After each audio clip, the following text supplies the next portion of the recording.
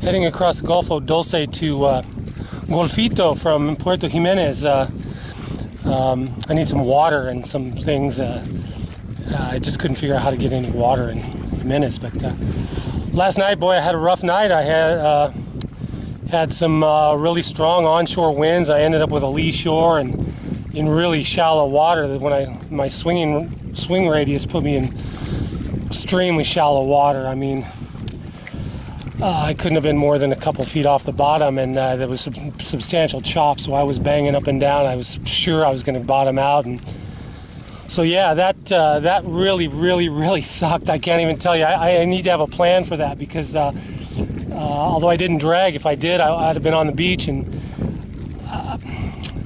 since I'm solo, man, it's hard. I can't get the anchor up and be in the cockpit steering at the same time. So I'll just leave it at that. But I need to come up with a plan. But today we're going to Golfito, and then we're going to head up into the Golfo Dulce up in there. There's supposed to be some nice little bays up in there where I can just relax with some good protection, hopefully.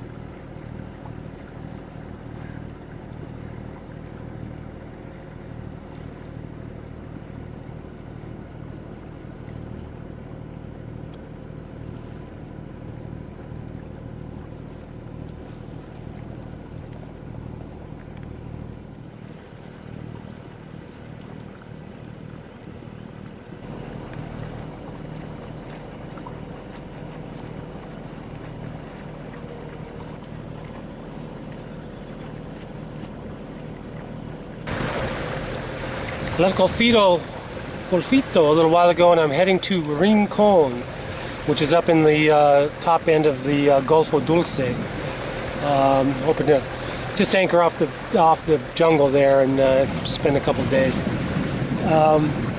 Problem is I'm almost out of fuel. It's about 38 miles round trip if I go from there to Jimenez, and if I can't sail, man, I'm going to be on fumes.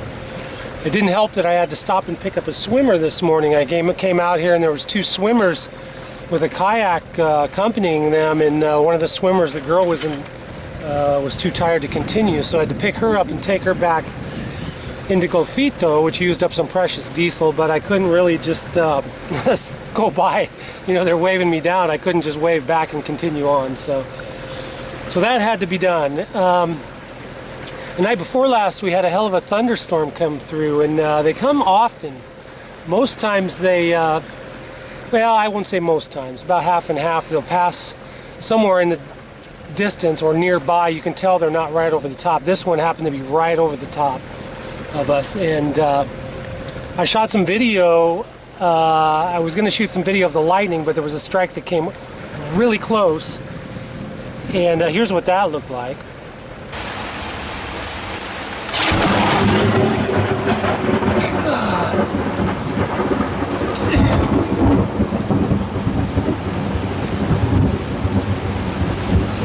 Jesus Christ. Well, it turned out that strike actually hit a sailboat behind me. He was the closest boat to me, only about 150 feet, 200 feet away. But he said he was down watching a movie and it hit his boat. He didn't even know it. Some people came out and asked him if he was okay. They said they saw it hit his mast. Apparently it was okay, though. He didn't suffer any damage. All his electronics were working and stuff. But man, that was really close, and you can tell in that video it kind of scared me a little bit. I put the camera away after that. But anyway, you know, here we go. We're off to Rincon. With any luck, I can sail some of this. I need to, actually.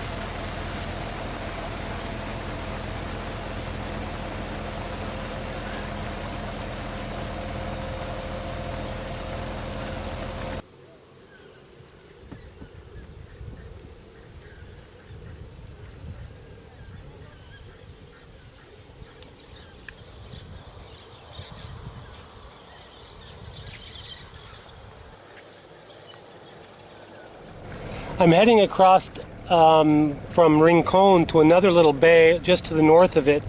I've heard it called Monkey Bay, but I don't think it really has a name. I think they just called it that because they saw a lot of monkeys there, which is cool, and I'm hoping to do the same. But I'm going to continue on with what they've called it and call it Monkey Bay. It's beautiful out. Water's deep here. I had to anchor in 55 feet there in Rincon. But I was really close to the shore too, so that it wasn't really much of a choice. But 55 feet of water, that's a lot of weight on the chain and anchor when I had to pull it up by hand. I mean, I have a windlass, but still, it's a lot of work, and I'm not that strong. Hopefully I can get a better depth up in here. So yeah, it's beautiful though. It's absolutely gorgeous here, surrounded by the jungle on all three sides.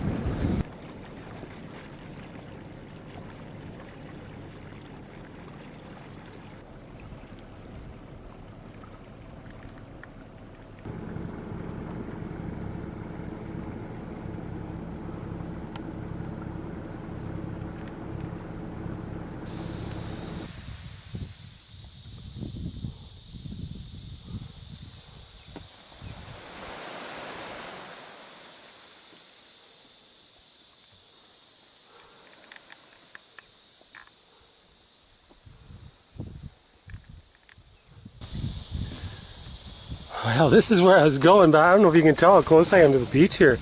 I'm literally right on the beach. 27 feet of water right here, but I dropped it in 40. We're swinging around towards the shore now, and it's really getting shallow. I'm not going to be able to stay here. It's just too much of a slope from 70 feet to 0 feet. So I'm going to hang out for a while and have lunch. I'll probably go back to Rincon, I guess, because this is just too... I don't know. This could easily be a replay of my night the other night with my butt on the beach, and it's open out here. I mean, I could get a lot of fetch and a lot of wind coming from that direction. So it's not forecasted, but you never know. So I'll probably just have lunch, go to the beach, hang out for a little while, and then take off because I can't. I'll never be able to sleep like this. Beautiful. Look at this. Beautiful, man. It's really something else.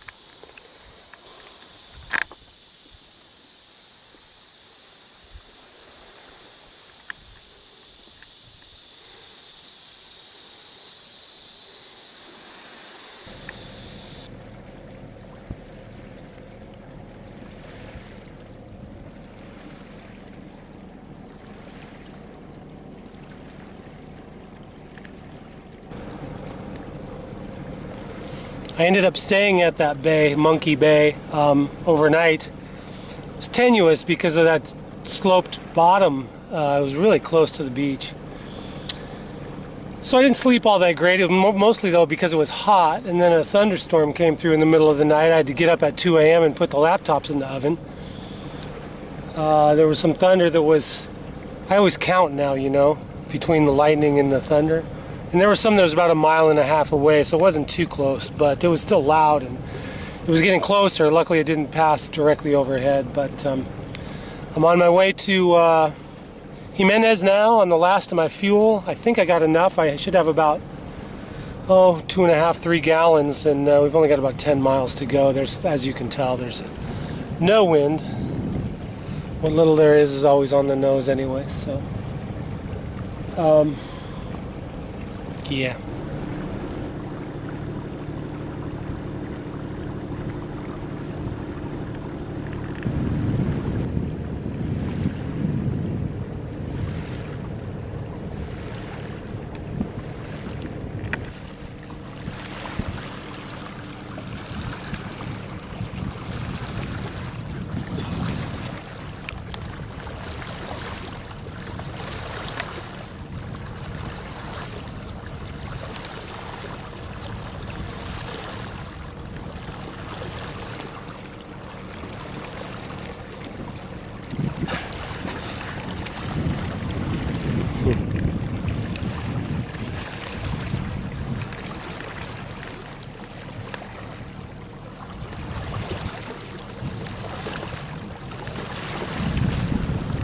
Don't get tired of the dolphins, that's for sure.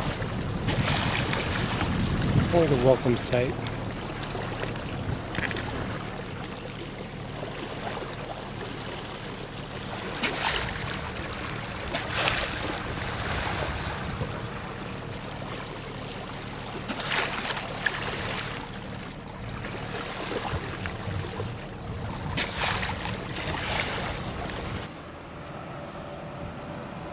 I ended up making it to Jimenez on the fuel I had, which was good.